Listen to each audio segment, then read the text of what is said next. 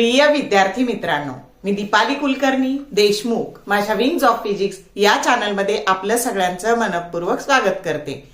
आपली single question series ही सुरू आहे सीईटी साठीची आणि आपला चॅप्टर सुरू आहे इलेक्ट्रोस्टॅटिक्स आणि त्याचा आज 6वा प्रश्न आपण बघतो आहोत।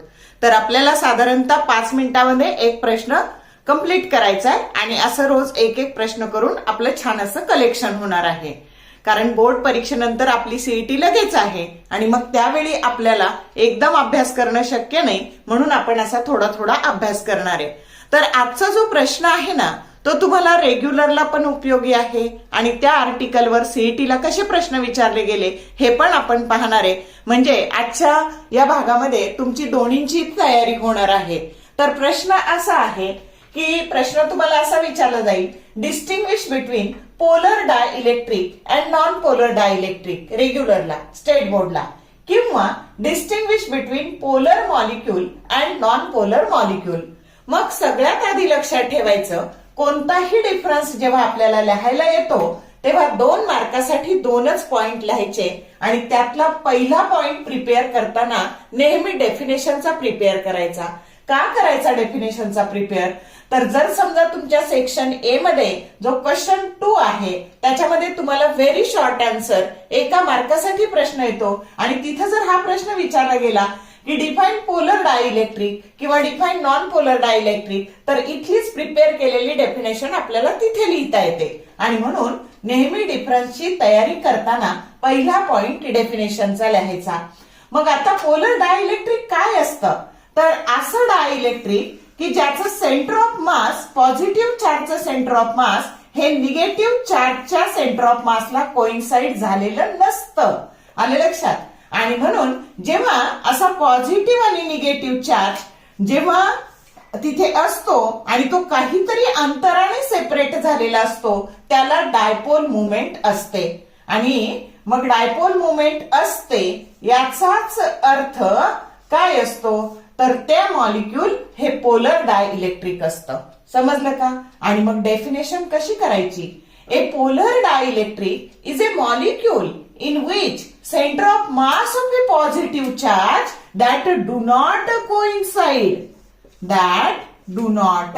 coincide with center of mass of a negative charge, and that dielectric is called as polar dielectric। मग पोलरला P आहे, डायपोल मुवमेंट आहे, म्हणून पॉझिटिव्ह आणि निगेटिव्ह चार्ज काहीतरी अंतराने सेपरेट झालेले आहेत। मग आता इथे बघा, इथे नॉन पोलर म्हणजे पी नाही, डायपोल मुवमेंट नाहीये त्याला। मग डायपोल मुवमेंट नाही याचा अर्थ centre of mass of a positive charge that coincide with centre of mass of negative charge. म्हणजे इकडून जर पाहिलं तर ते एकावर एक असल्यामुळे आपल्याला फक्त पॉझिटिव्हच दिसतं। आले लक्षात? आणि म्हणून डेफिनेशन अशी करायची, non polar dielectric is a molecule in which centre of mass of a positive charge that coincide with centre of mass of a negative charge. ही झाली डेफिनेशन। आता दुसरा पॉइंट सांगायचा, हे कसं आहे आकाराने? तर हे असिमेट्रिक आहे। कसं आहे? असिमेट्रिक आहे। असिमेट्रिक आहे। हे कसं आहे? सिमेट्रिक आहे। हा मॉलिक्यूल कसा आहे? सिमेट्रिक आहे। सिमेट्रिक आहे। त्याच्यानंतर त्याचं रिप्रेझेंटेशन, ही आकृती इथे काढायची। चौथा पॉइंट, याची डायपोल मुवमेंट आहे तर किती आहे? तर ती 10⁻³ कूलम इंटू मीटर। असं नाही लिहायचं, सेंटीमीटर होतंय, दोन्ही छोटं लिहिलं तर हे रॉंग आहे। सी मोठा काढायचा आणि त्याचं unit coulomb into metre, 10⁻³ coulomb into metre एवढी डायपोल मुवमेंट तिथे असते आणि इथे डायपोल मुवमेंट मात्र 0 असते। आणि शेवटचा महत्वाचा पॉइंट, याचे दोन्हीचे सगळे एक्झाम्पल लर्न करायचे। मग काय काय आहे इथं? HCl आहे, त्याच्यानंतर H2O आहे, त्याच्यानंतर अल्कोहोल आहे, त्याच्यानंतर अमोनिया आहे। एवढे उदाहरण आहेत। आता हे कशा करता? तर तुम्हाला असा प्रश्न येऊ शकतो, dash dash is a polar dielectric और dash dash is a non polar dielectric, म्हणून सगळे एक्झाम्पल्स करायचे। इकडं काय काय बघा, H2, O2, N2, CO2, benzene, ammonia,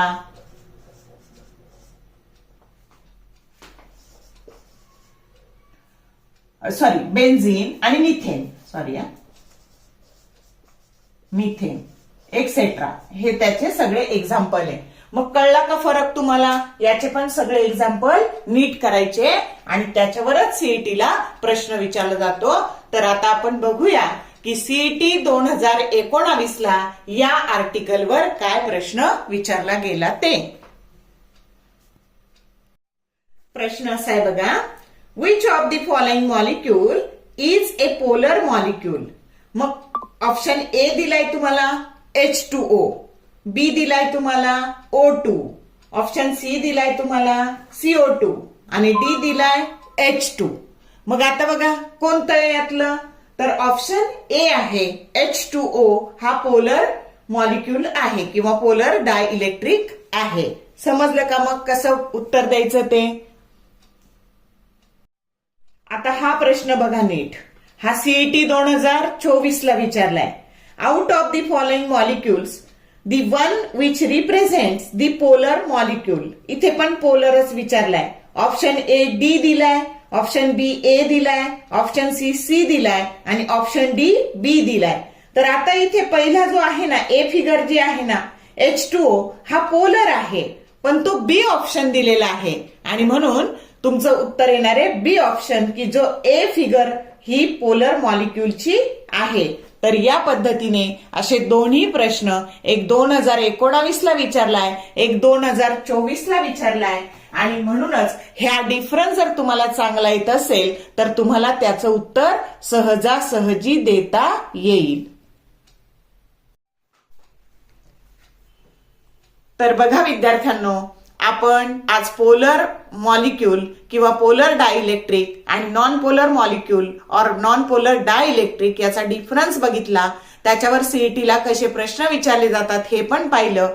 तर त्याचा नीट उपयोग करून घ्या रेग्युलरच्या परीक्षेसाठी आणि सीईटीच्या परीक्षेसाठी सुद्धा.